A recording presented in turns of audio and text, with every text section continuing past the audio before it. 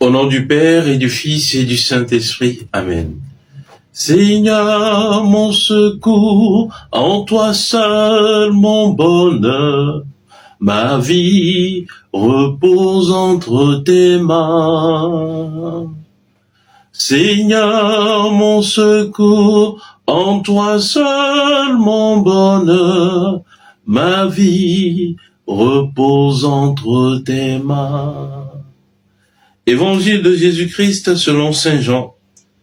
En ce temps-là, de nouveau, des Juifs prirent des pierres pour lapider Jésus. Celui-ci reprit la parole. « J'ai multiplié sous vos yeux les œuvres bonnes qui viennent du Père.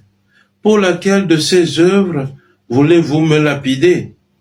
Ils lui répondirent, « Ce n'est pas pour une œuvre bonne que nous voulons te lapider, mais c'est pour un blasphème. Tu n'es qu'un homme et tu te fais Dieu. » Jésus leur répliqua, « N'est-il pas écrit dans la loi, j'ai dit, vous êtes des dieux ?»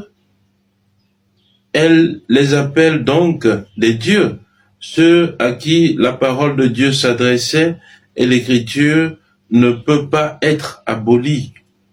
Or, celui que le Père a consacré et envoyé dans le monde, vous lui dites, tu blasphèmes, parce que j'ai dit, je suis le Fils de Dieu.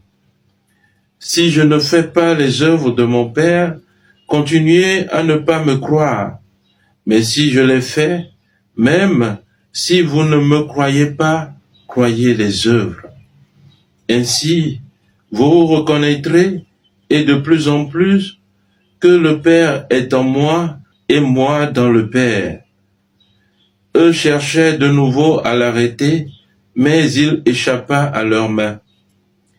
Il repartit de l'autre côté du Jourdain, à l'endroit où, au début, Jean baptisait, et il y demeura. Beaucoup vinrent à lui en déclarant, « Jean n'a pas accompli de signe, mais tout ce que Jean a dit de celui-ci était vrai. » Et là, beaucoup crurent en lui. Acclamons la parole de Dieu. Louange à toi, Seigneur Jésus. Bien-aimés de Dieu, paix et joie à vous. Pour les contemporains de Jésus, c'était difficile de croire que Jésus, cet homme qui se baladait dans les rues, cet homme qui mangeait avec les hommes, cet homme qui faisait bonne compagnie avec les publicains, les prostituées et tout ce que l'on rejetait dans la société, c'est cet homme qui était le Fils de Dieu. C'était difficile de le croire. Malgré qu'il a accompli des choses au milieu de ses contemporains, on ne pouvait pas voir cet homme Jésus, le charpentier, être le Fils de Dieu.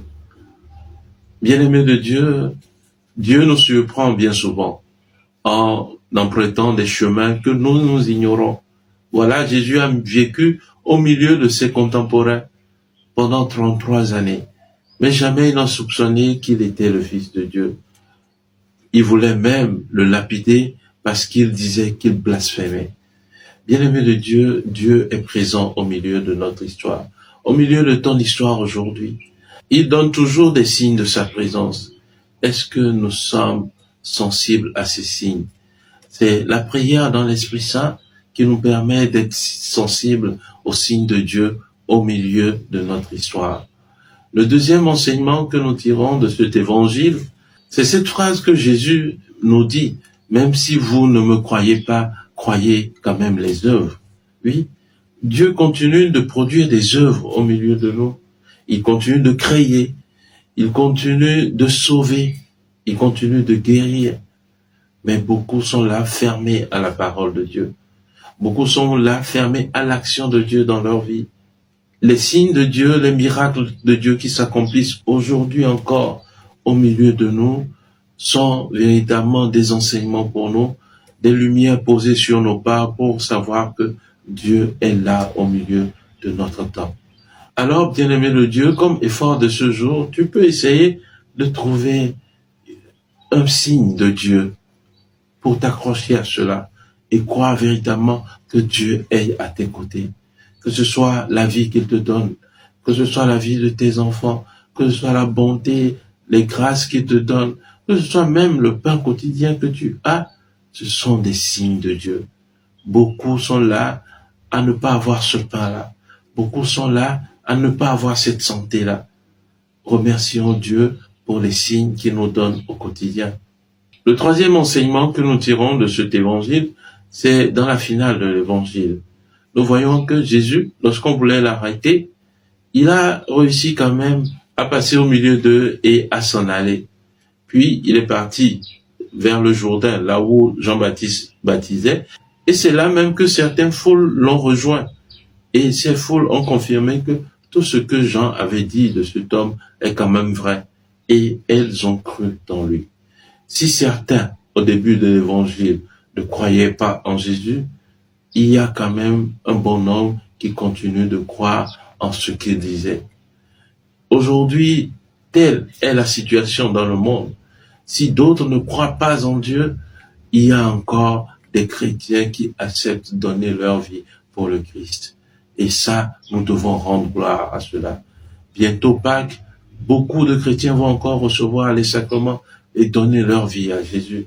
Nous les confions à votre prière. Prions pour eux, pour qu'ils soient véritablement des témoins de l'évangile de Jésus-Christ au milieu du monde. Que le Seigneur soutienne son peuple que nous sommes. Lui qui est avec nous au milieu de nos épreuves, qui nous aide jour après jour à le redresser la tête et à avancer vers l'accomplissement de ses promesses dans nos vies. Amen. Prions le Seigneur. Dieu Tout-Puissant, accorde à ceux qui te servent et recherchent la grâce de ta protection d'être libérés de tout mal, afin de pouvoir te servir d'un cœur paisible. Par le Christ notre Seigneur. Amen. Et que Dieu Tout-Puissant vous bénisse, lui qui est Père et Fils et Esprit Saint. Amen. Excellente journée de prière, de travail, et que la bonté de Dieu sans cesse vous accompagne. Amen.